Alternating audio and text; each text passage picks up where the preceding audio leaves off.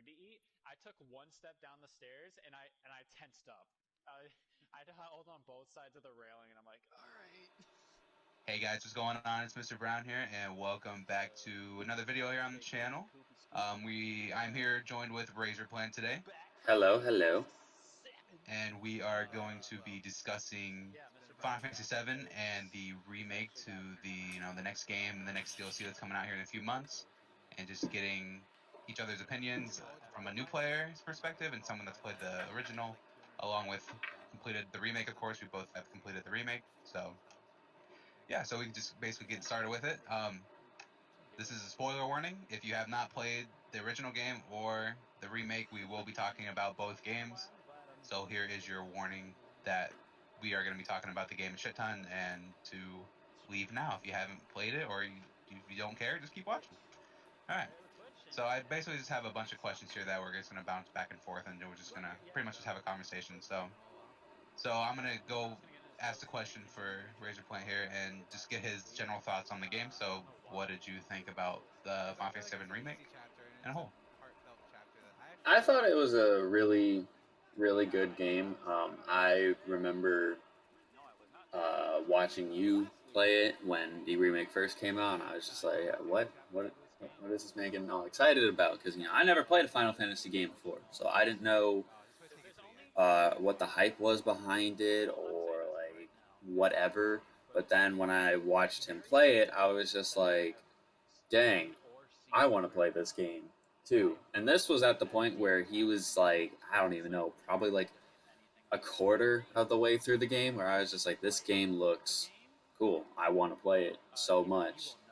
And then playing it and doing a live stream series on it was really, really fun. And even going back and playing it this week, for me, it felt refreshing because it's like I played it at such a slow pace to where like some of the story bits I probably missed my first time going through, but when I'm playing it, um, I'm playing more of the game in one sitting. I'm just like, yo, this is insane. This is crazy. It's just like leaving little bits of information in there for you to think and theorize about stuff.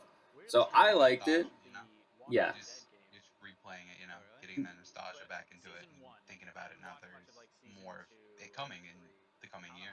Yeah, and I think that's a nice thing about playing remixed games is that they keep it pretty close to the original, but they add some stuff in there to make it more interesting. So it always allows you to think deeper and more outside of the box. So I enjoyed the game. It's my first Final Fantasy game that I've played.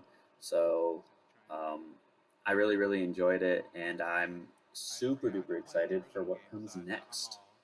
If you had to rate the game on like a 1 to 10 scale, like RPG wise, what would you give it? As a, I guess not even for a Final Fantasy game, but just for like an RPG. um, I'm trying to remember what I gave it in my live stream. I think I gave it a 9 out of 10.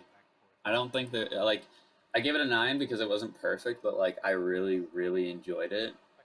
So I think that's what I would rate it out of 10. I think that's what I rated it. Yeah, I would give it the exact same thing, 9, 9.5.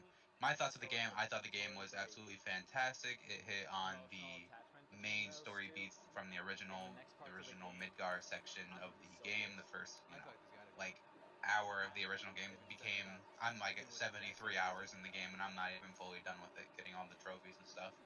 So it's really a game of longevity. I thought it was really well put together. The storytelling in it was phenomenal compared to, I think, other Final Fantasy games, because the last Final Fantasy game I played was Final Fantasy 15, and it wasn't.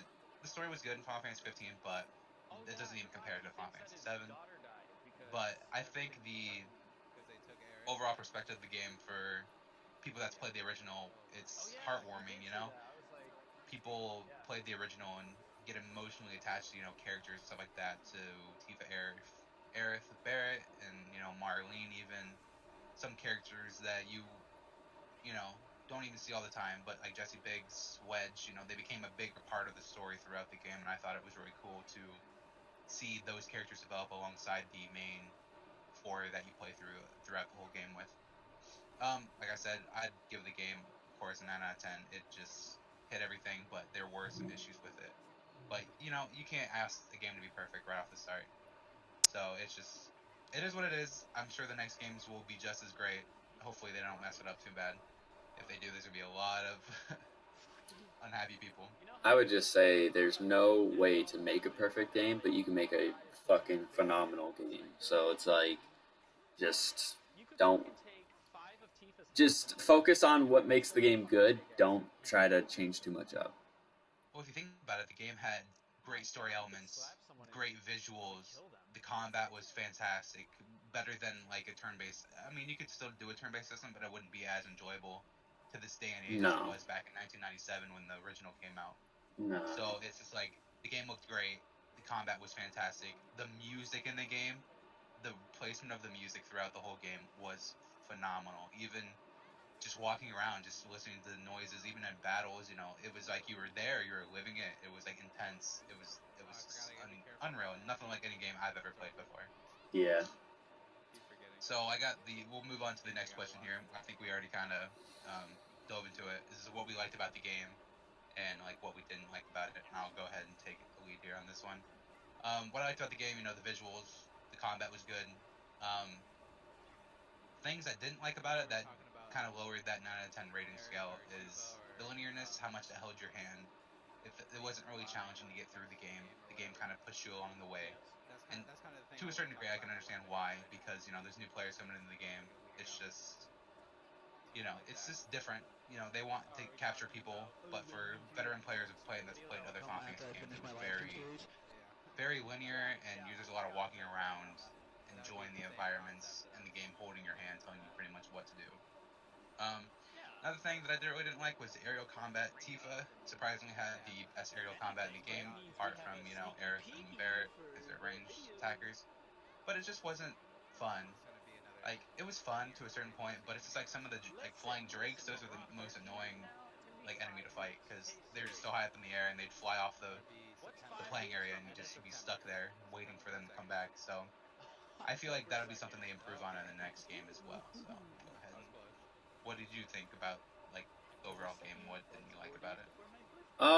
What I liked about the game was kind of what you said with like the combat system. I was telling you this even this past week because I started playing the game again on hard mode, and to put it lightly, I got fucked by that first boss like 6 times. And the nice thing about that is that each time I kept getting further and further into it, so I was just like, okay, so this worked, this didn't work. So it's essentially like problem solving, but it's also making the battles tactical, which I think that's fun in a way because it's like, all right, this is working, this is working, this is working. It makes you feel like a genius even though you've messed up a bunch of times. What I didn't like, I kind of agree with you when it comes to linearness, like them holding your hand. I think with older games, they did a better job of just being like, I'm going to say this to you, I'm going to say this to you, but you got to figure it out from here. When I'm going through chapter 2 and I'm literally being told, hey, to get up to where I'm at, you need to take the staircase over there. I'm just going to be like, really? I probably could have just figured that out because I would have been running around anyways. So, I can't think of much else I didn't like about the game. I'm trying to think. I don't think I have much else to, drag the game for. But it's also really early, so I have no idea if I have anything in the first place. Another thing that I really enjoy about the game is that since we're both going back through and playing on our hard mode playthroughs as well. I'm obviously 50 plus hours ahead of him. I've almost completed all the chapters on hard mode again, but the boss fights in every single chapter, they're completely different from the normal mode because they make you think harder and make you use certain things more tactically. And there's no items. No items. No items. So you have to strategically use your MP, know what damages what, and not be wasteful. And I think that brings out the difficulty in the game that the normal mode kind of lacks throughout the whole majority of the beginning of the game. I guess the whole normal part of the game. So let's move on to the next one here. We got character development throughout the game. I'll just bounce it to to you first, I guess. Oh boy.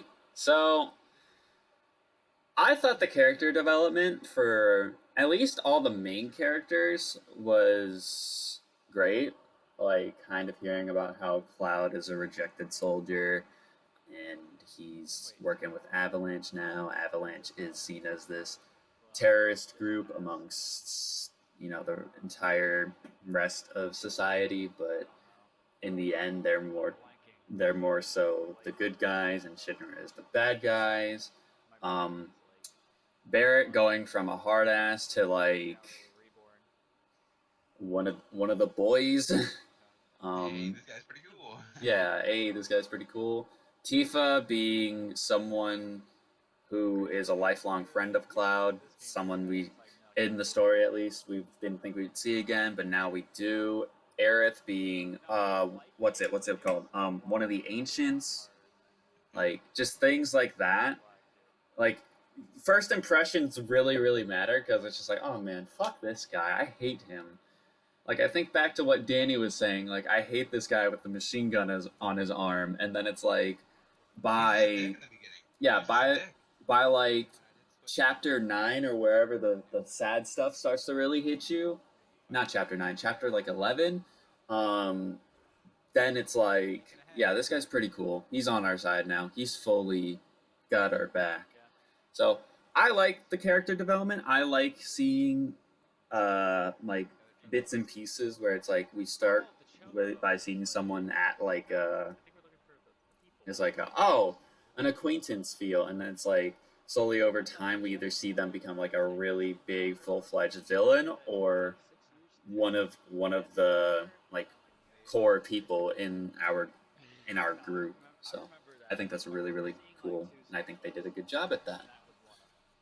For me, the character development is pretty much the same as his, but I'm gonna go a little bit deeper into the meaning of what the characters were feeling at certain points of the game and why. So obviously with Barrett, it was this merc. He's just here for the money, here for the job. He doesn't give a shit about what our purpose is. What he doesn't care about the planet. He's just an ex-soldier that's been abusing the Mako energy from the planet. So Barrett obviously doesn't like that. And then throughout the rest of the game, you're fighting alongside him. He's getting more comfortable. He becomes part of the team, and you can just tell that the feeling between Cloud and Barrett throughout the whole game is just from like bitterness to okayness, and then to like friends towards the end of the game, and it's like they accept each other for who they are and what their purpose is. Tifa, she starts off the game as friendly. She's friendly, doesn't really mind conflict. Well, she doesn't like conflict, and then she turns out to be all for it. She's going gun ho, attacking, helping out the team, of course. She's just like he said, someone from Cloud's childhood that just really connects and knows the backstory of who Cloud is and why he's a soldier and what he is. And then with Aerith and Sephiroth, these two characters are super important. They're going to be super important throughout the rest of the different parts of the remakes games. So Sephiroth is obviously very angry with our party. He is the quote-unquote Darth Vader of this game. Big enemy for new players like Tristan or Razorplant. He doesn't know why he's doing any of it. Like, he doesn't know why Sephiroth is coming through and fucking with the player, fucking with Cloud, and just being a dickhead to everyone. It's because in the original game, at the end of the original game, he dies. Sephiroth dies from Cloud. That's the final battle in the original game, and the rumors going around is that Sephiroth in the remake is the post-game, like after the original game. So he's the post, like Advent Children. It's the movie, the Final Fantasy VII movie, that takes place 2 years after the original game. And the way that I've been hearing and what I think is happening is that Sephiroth is from the future, because Sephiroth is never in the beginning part of that game. Maybe just like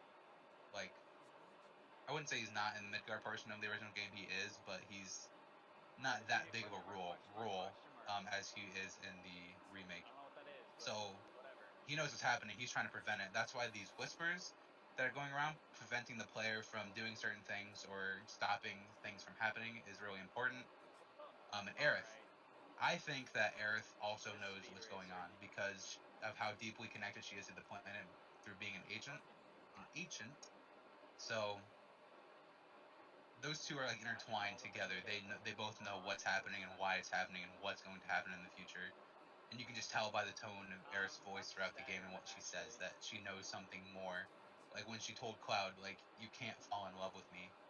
You remember that, Tristan, when she told Cloud that? And I think it was at her house. I think it was at her house during the night. You know, either got Tifa or Aerith outside when you guys went and talked to. Depends who you pick when you fell through Corneo's mansion.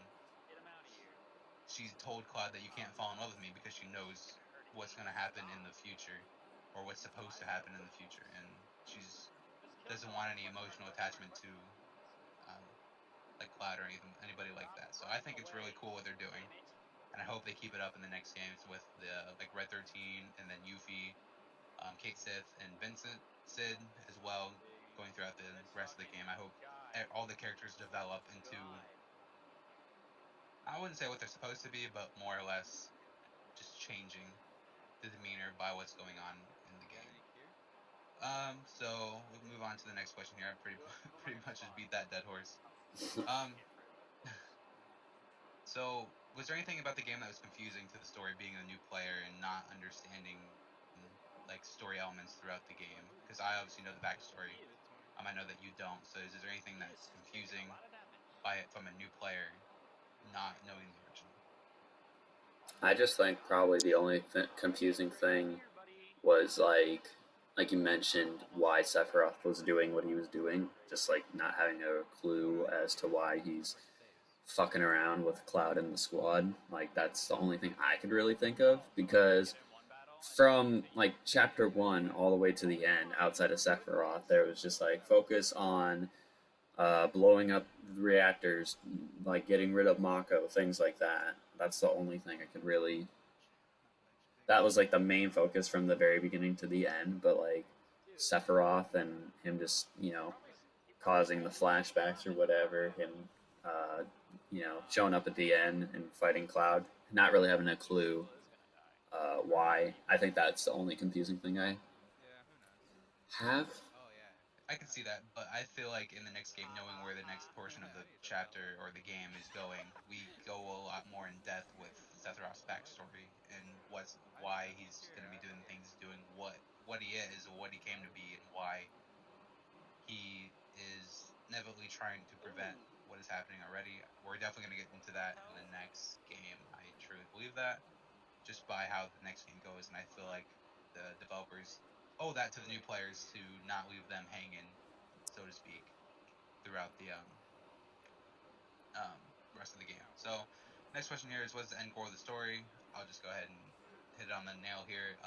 We already said it before. Sephiroth is trying to prevent the events of the original game. I think that's the only logical thing that makes sense to me, anyways. And then with Zack still being alive, well, supposedly still being alive when he is supposed to be dead in the original, him surviving the attack of all the Shinra soldiers towards fighting outside Midgard in the big open battlefield. He died during that battle there by himself. So I think he'll come in the story. I don't think he'll be coming in the story next game. I think it'll be more the third game where we get to see him and what he's been doing throughout that timeline, I guess, because we're going to go into a bunch of timeline stuff. I feel like is what's happening with the game now, with Sephiroth being from the future, supposedly. So that's the only thing that makes sense to me, and I feel like that's where a lot of the games nowadays are going.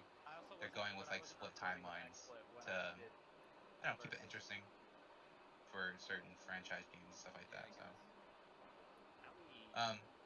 do you think the same thing? Or do you even know? Like, I don't know what you could possibly think would be his end goal, or even the end goal of the story.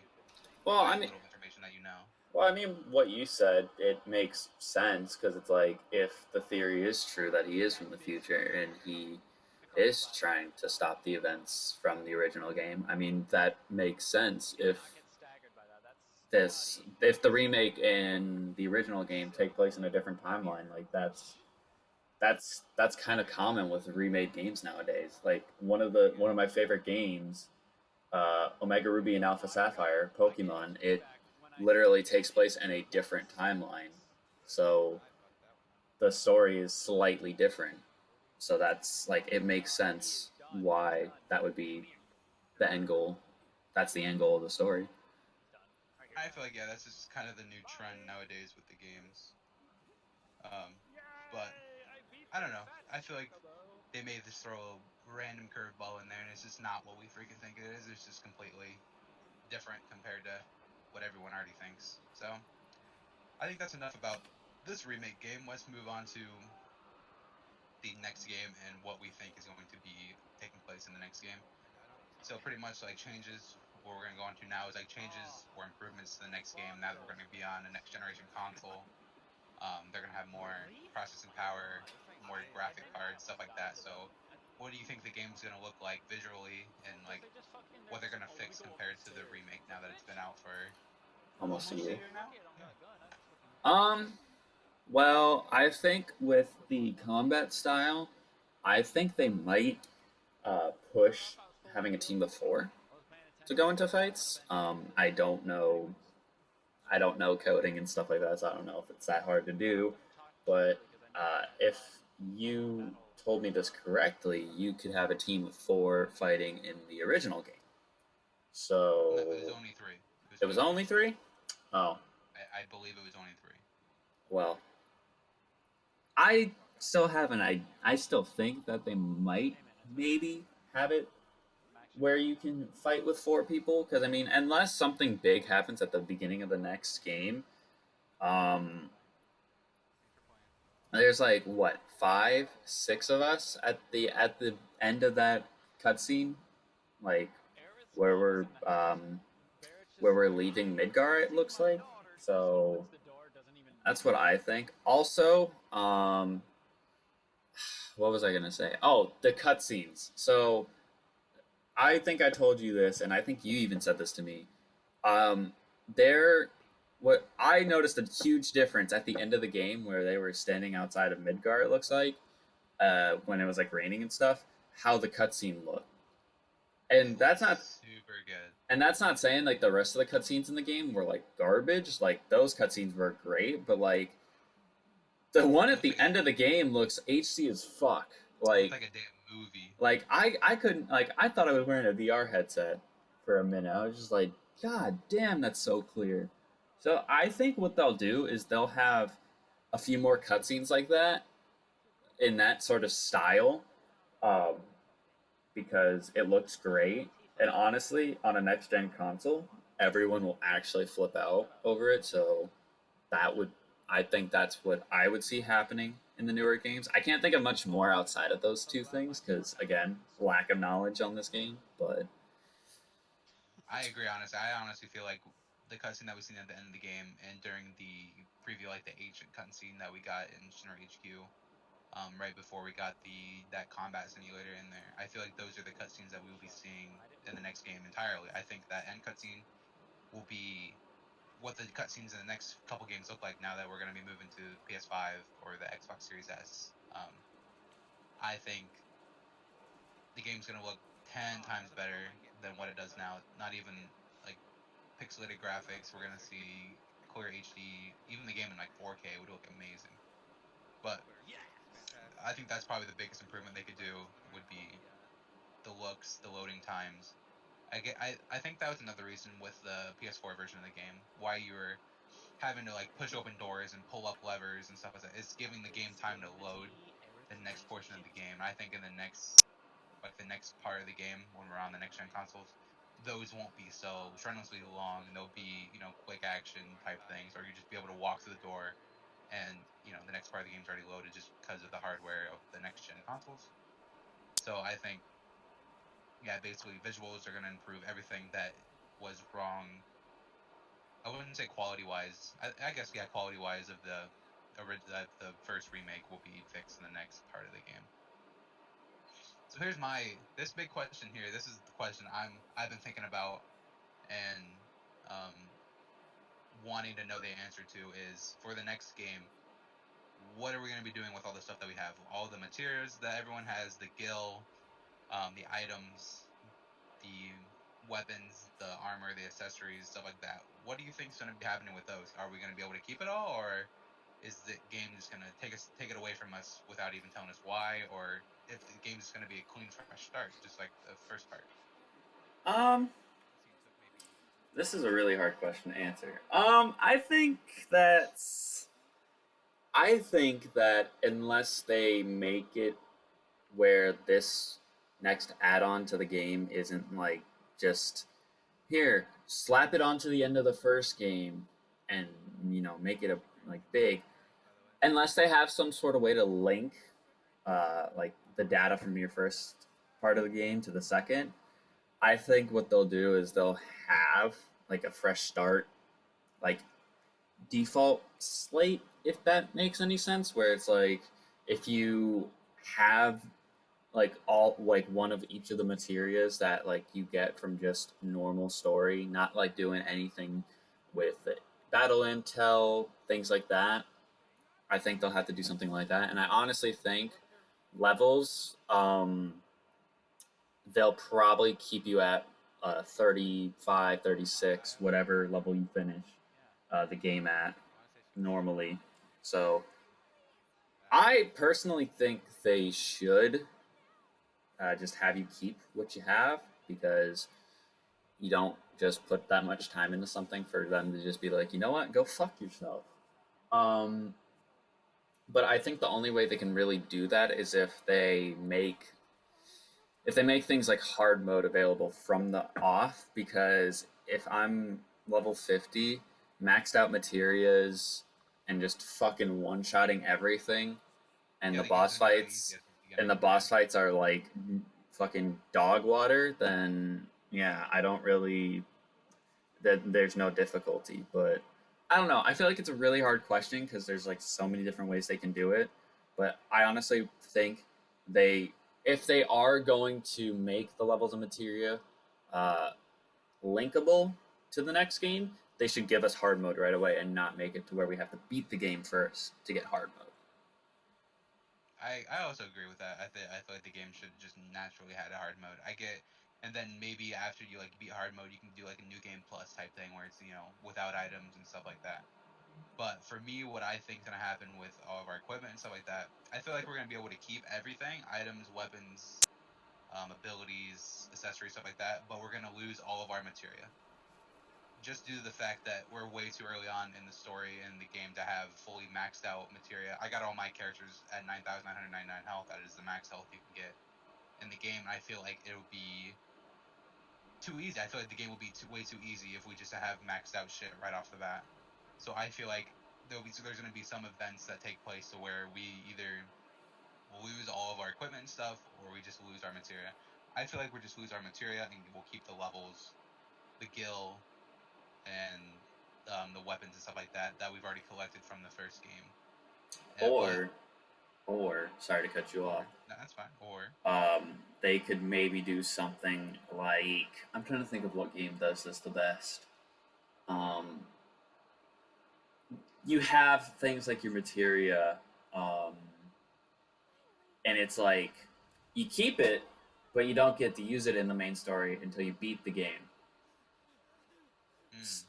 Do something like that. So that way, if you're running through the game, it's just like, oh, hello, boss.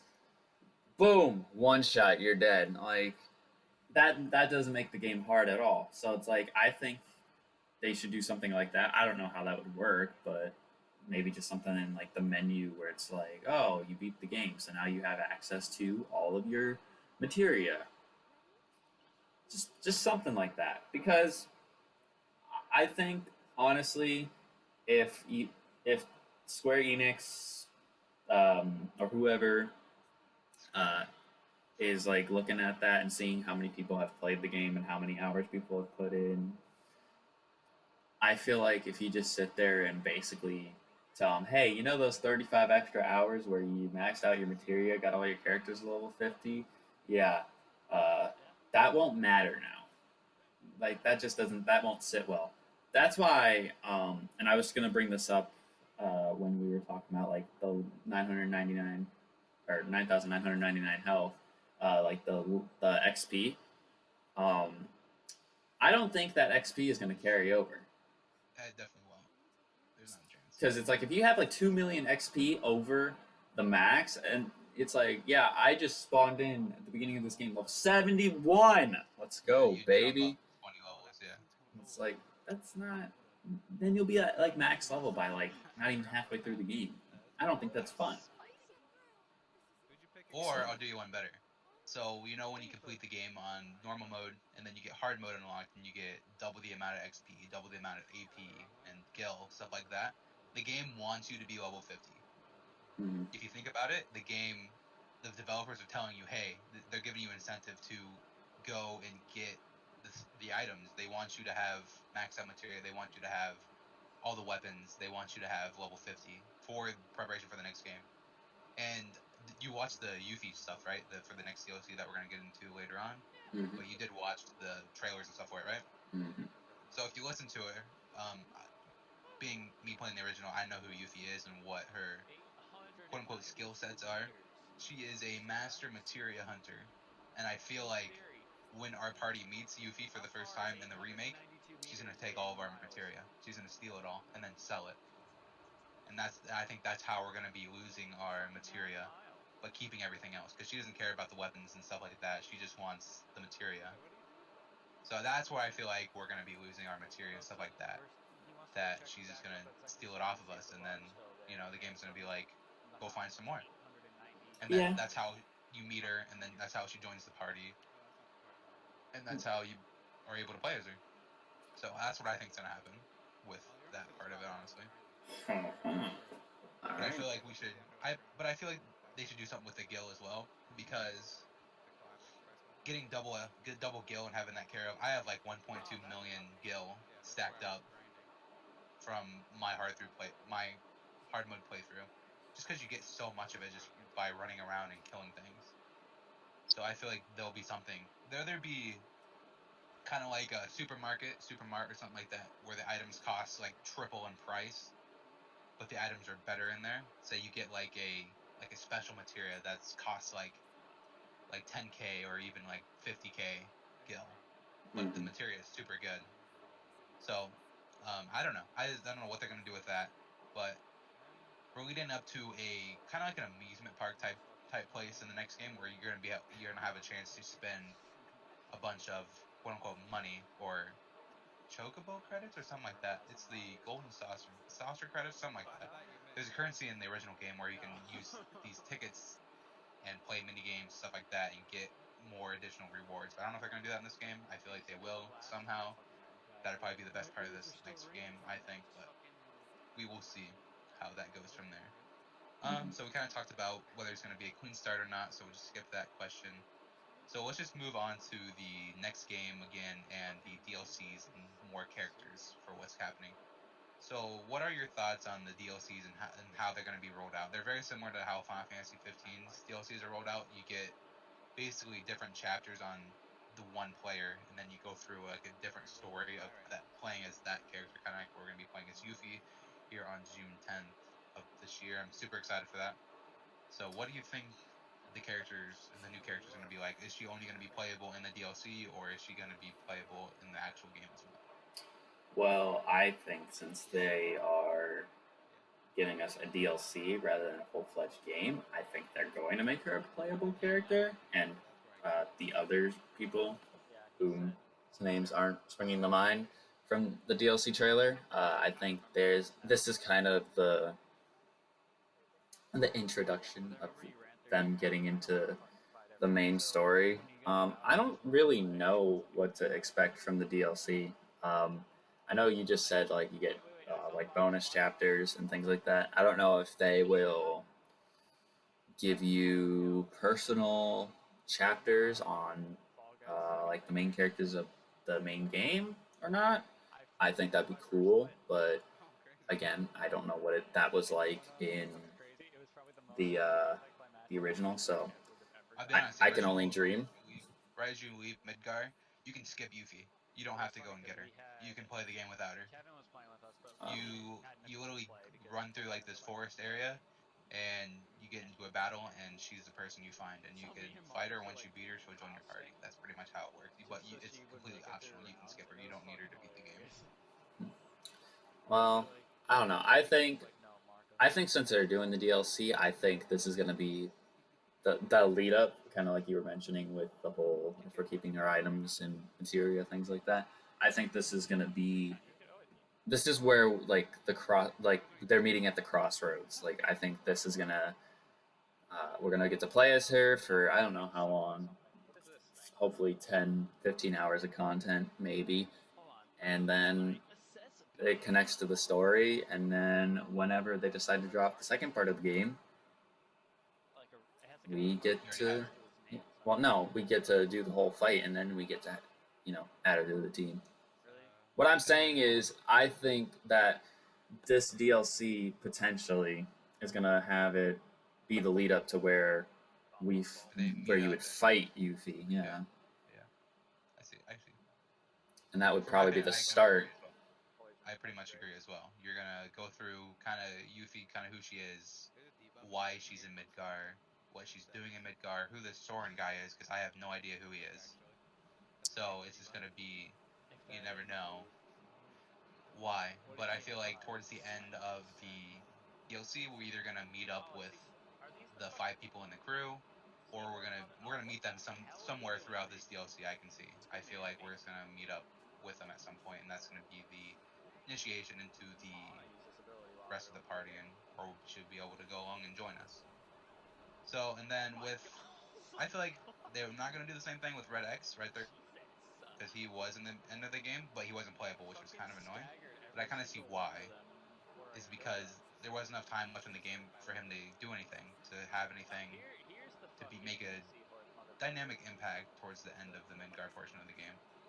But I feel like the DLCs are going to be story-based, like individual characters. I don't think we'll get them for the 4 main characters, Cloud, Tifa, Barret, and Aerith. I think we'll just get them for the characters to come now, like Yuffie, Cid, Kate, Sith, Vincent, characters that we'll see later on in the story.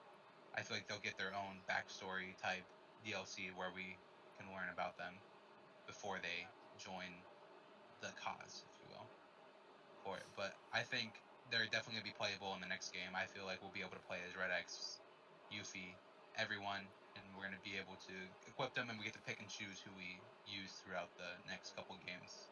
I think that's how it would work. Mm-hmm. So now we're gonna get into some more like not really quality of life stuff, but more like gameplay type related stuff. So at the end of the remake, all the characters, after we beat Sephiroth and he disappears, all the characters are there together throughout the game, like throughout the end of the game. So what's it gonna be like when they're all together and we start this next game? How is the party system gonna work? Are they still gonna keep it 3-person, or are they gonna make it 5? You can switch between everyone. Or what do you think they're going to do to make sure you're able to play everyone? That's why I mentioned I think they're going to switch to 4 people, because with introduction of Yuffie, Soren, Red X, all these people, they're going to want people. There's going to be people out there being like, oh, I want to play as Red X. Oh, I want to play as Yuffie. Oh, I want to play as Soren. So I think they'll increase the party size to 4. I mean, if they do more than that, I'd be shocked, but I wouldn't think they would do that unless there was like a big ass boss at like the very, very end of the game or something like that. It could be too much to handle with everyone. And that's what I'm saying. Too much stuff going on at one time. The only way I could see being able to play as everyone is if in like most good story-based games, they have some sort of part where they get separated for a little bit. So it's like for maybe like a chapter or 2, you play like one side, and then like for a next chapter you play the other side until they all meet up, something like that. If you think about it, that's kind of how chapter 15, 16 was in the remake when we're going through Hojo's lair, when Tifa and Aerith were doing their kind of own thing, and you got to switch between them. Well, they might do something like that. I never thought about that. But... Well, I was thinking even like chapter, what was it? I think it's the start of chapter. It's either the start of chapter 7 or chapter 8, where Cloud he's initially with Barret and Tifa, and then after the boss battle, he falls through the earth and falls through the church, and then he plays with Aerith. So something like that. 7 or 8. Yeah. Okay. That's how I can see that. Yeah, that's how I think that's gonna kind of fall together. I can see them doing that, or they see them doing this. Me being a Final Fantasy fan as well, I played other Final Fantasy game.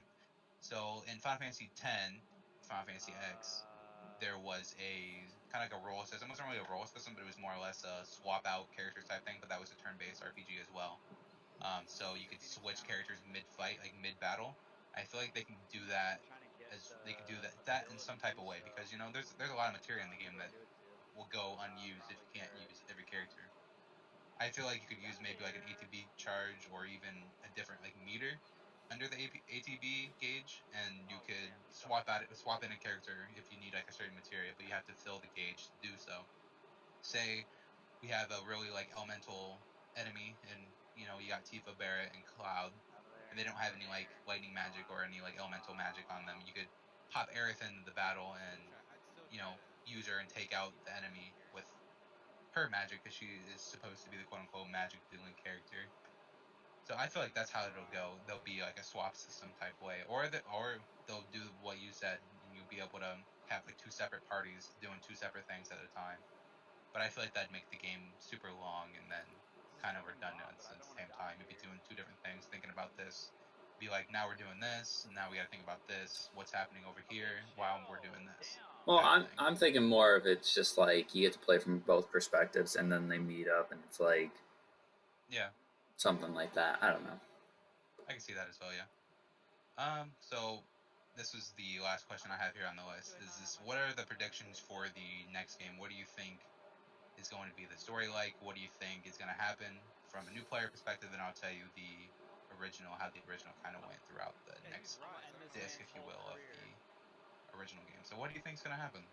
Well, I had some theories that I wrote down that I told you. I don't know how likely the last one I'm going to mention is going to be, especially in this next section of the game, but and this is mainly not necessarily for the next game, but it's just like probably at some point in the game. But like, we kind of talked about it. Like, Red will be a playable character. That's one of the things I wrote down. Sephiroth will be back. That seems also very, very obvious. I put an update on Jessie because I wasn't quite sure if she actually was like, she's actually gone or not. I want to say she is, but I'm not entirely sure myself. I don't know about you, if you think she's like 100% gone or not, because I mean, we know what happened with Biggs. He was alive at the end of the game. He's supposed to be dead. So maybe Jessie's also alive somehow, some way. So I just wrote an update on Jessie. What else? I wrote Aerith Will Die ? Because I know of the original, she did die, but I don't think that'll happen in the second part. I think it'll happen towards the actual like end of the game, like the very last disc or section of the game. And this one is interesting because I don't know how much of this is like me just thinking randomly, or if it's actually got like some sort of link to it. But if you remember back to Chapter 2, where you fight the dude with the shield after that, so there's Shinra soldiers, right? Trying to chase Cloud, and Cloud gets away by jumping on the train. There's a soldier, one of the soldiers recognizes him. And I don't know if this is because of like the Mako or whatever, that it had the effects on like their eyes, or if it's because this soldier might be someone who is a character in the game. So I wrote down that 2 might be Zack, who we saw at the very end of the game. And he was like surrounded by a bunch of Shinra soldiers, like who were laying on the ground, presumably dead, more than likely. That was probably like the one that had the most like what if to it, because yeah, what are the chances that might actually be true? We don't know, but I think it's something really big to think about. And then lastly, and I think this is also something that'll happen towards like the final section of the game, I think love is going to blossom between Cloud and Tifa. I think that the story writers are putting way too many little flirtatious moments in the story where it's just like, please just get together. I can think back to playing Chapter 3 because I just played Chapter 3 like this last week, and just like hearing Tifa say things like, "Oh, thinking we're going our separate ways, but here we are again," and because they met up again, they want to go out for a night out on the town, things like that. You never did, damn it! You never did. And they never did because of all the story stuff that would happen. But just things like that. I feel like there's going to be something that happens at the end, and honestly, because it's a remake, and I know how some games do it, they make it where like when they redo something, they make it a little bit more romantic than probably the initial game through. So I honestly could see that happening, and if it doesn't, I will kind of feel heartbroken. But like, if it does, I don't know if I'll be able to contain myself. I think I'll be so happy for it. But yeah, those are my predictions of things that'll happen in the next game and probably the next game after that. I agree with some of it. Some of it's kind of out there, but I agree with the majority of it. I think the soldier one is out there.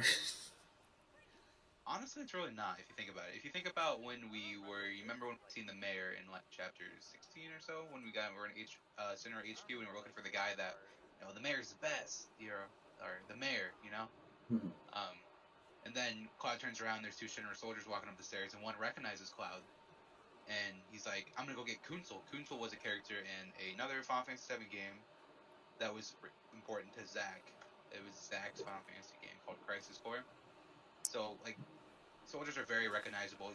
Yes, by their eyes because they have the Mako, and you can tell by their bluish, light blue eyes that they're soldiers, and just by the way they look. But my main predictions for the next game is we're gonna follow the story of the original fairly close, but there's gonna be a lot of unknown still going around with Sephiroth. Sephiroth's obviously not gonna be gone. I feel like he's still gonna be a big part. He's definitely gonna be a big part of the next part of the game. But I feel like it won't be like how it was in the first part. It'll be more like flashback type stuff. We're going to learn about his backstory and how he came to be, how he became so powerful, and why he is doing the things that he's doing. And I think every character is going to be playable. Yuffie, Red, and maybe we even get another character towards midway part of the game. Along with that, I think that you mentioned Aerith dying. You think that'll be towards the end of the game or the next part of the game. I think it'll be at the very end of this next part. I think it'll be the capping point of this next part when we're in the City of the Ancients. And I feel like that's where the game will end. Or even that'll be the midway point of the third installment of the remake. This next part is either going to end in Nibelheim, Cloud's hometown, where we find Vincent in the mansion, and the game's going to end when we get him, or even, before then. But I feel like the way that they're doing this is going to be good. But I feel like they're taking a slow approach to it because the Midgard portion of the original game is maybe 30 minutes, and here we are 70 hours into the first remade part of the game, remake part, whatever you want to call it, and we're already moving on to the next portion. So I feel like there's going to be more exploration on the player's part. You're going to be able to go to this town and do certain things, and you're going to be able to go to this town and do certain things, and you're going to be able to fight this whenever. You're going to be able to fight this boss whenever you want, whenever you're ready, whenever you can. Whether you have to grind up some more levels and get better materia to do the job. But I feel like the game's going to follow closely to the original, I think. But there's going to be a lot of story elements that change with Zack and Biggs. Biggs still being alive is obviously a big part of, I think, Zack's story coming up. And Jesse, what I think for Jessie is when we get to the Golden Saucer, she always talked about being a stage lady or the lead performer in the play or the show there. And I feel like we're going to be at the play, attending the play, and Jessie's going to be the lead actress in the play. And then she's going to have no idea who we are, what happened. She's been doing the acting her entire life. She has no idea who Barrett is, what Avalanche is. And her father's going to be in the audience, not cooped up in bed anymore. I feel like it's just going to be different. So you're saying like she's clueless. She slipped into a coma and has no recollection. Yep. Or Shinra took her and they did something to her during it, so you never know. I'd have to see. I'd honestly like to see that first part a little bit more. I think that would be interesting. I don't think she's dead. I feel like they would have showed if she died. This is how they kind of showed Biggs was alive, you know? So, yeah. That's kind of all I have for it, honestly, but I'm really excited to play this DLC coming up. I'm going to be sure to either make videos on it or even stream it. I'll probably end up streaming it. We'll see what happens. But yeah, June 10th, I'm going to be there playing. I'm sure Tristan's going to be there playing as well. Yes, sir. Yeah, we're going to be having fun. I'm super excited for the future of this game and what's to come with all of it. So, any other thoughts that you have on the game or even the next couple games? No, I don't got any other thoughts in mind. Alright, well, if you guys did enjoy this video, please be sure to leave a like down below, or if you guys have your own theories, be sure to leave them in the comments and we can get some conversations going in there. Tristan's links will be down in the description below, along with his Remake playlist and along with my short playlist of the game. So, yeah, thank you guys so much for watching, and peace out.